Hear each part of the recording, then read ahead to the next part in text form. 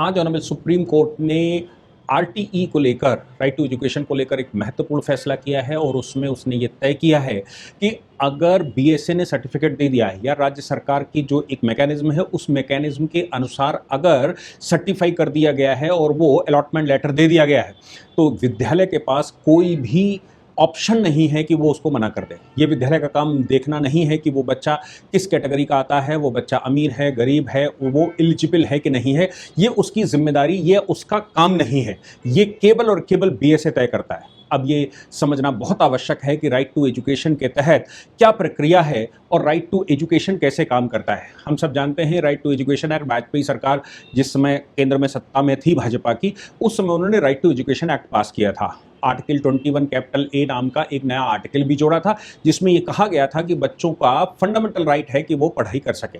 इसको ध्यान में रखते हुए ही राइट टू एजुकेशन एक्ट के तहत राज्य सरकार की एक अपनी मैकेनिज्म होती है। ये मामला चूंकि उत्तर प्रदेश का है इसलिए उत्तर प्रदेश सरकार का अपना एक पोर्टल होता है, उस पोर्टल पर अप्लाई करना होता है और अपने घर के अगल बगल 1 से 3 किलोमीटर के अंदर विद्यालयों को चिन्हित करना होता है, चाहे वो प्राइवेट विद्यालय हो या गवर्नमेंट के विद्यालय हो।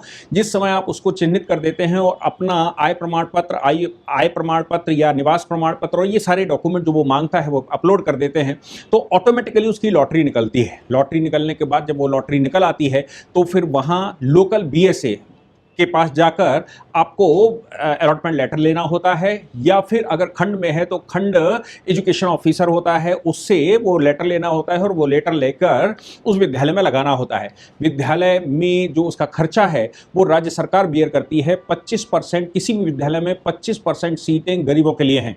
अगर आय प्रमाण पत्र आपका कम है, आय कम है तो उसमें आ जाते हैं। अदरवाइज एससी, एसटी और विकलांग के लिए किसी प्रकार की आय की पात्रता नहीं है। राइट टू एजुकेशन एक्ट के तहत सभी विद्यालयों की जिम्मेदारी बनती है कि वो अपने यहाँ 25% इस प्रकार के एडमिशन लें।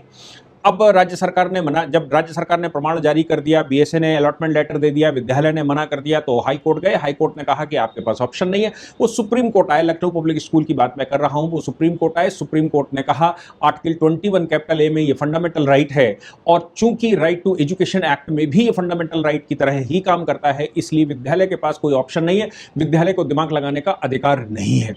उत्तर प्रदेश सरकार ने इन सब की पारदर्शिता बनाने के लिए 2017 के बाद अपना एक ऑनलाइन पोर्टल शुरू किया। हालांकि उसमें भी गड़बड़ी होने की आशंकाएं लोग बताते ही हैं। बीएसए के ऑफिस में अलॉटमेंट लेटर देगा, वो भी अपना खेल करता होगा, ऐसा लोग कहते हैं। सच ये है कि सरकार का प्रयास एक सराहनीय प्रयास है और सुप्रीम कोर्ट ने क्लैरिफिकेशन दे दिया और एक डिटेल्ड ऑर्डर किया।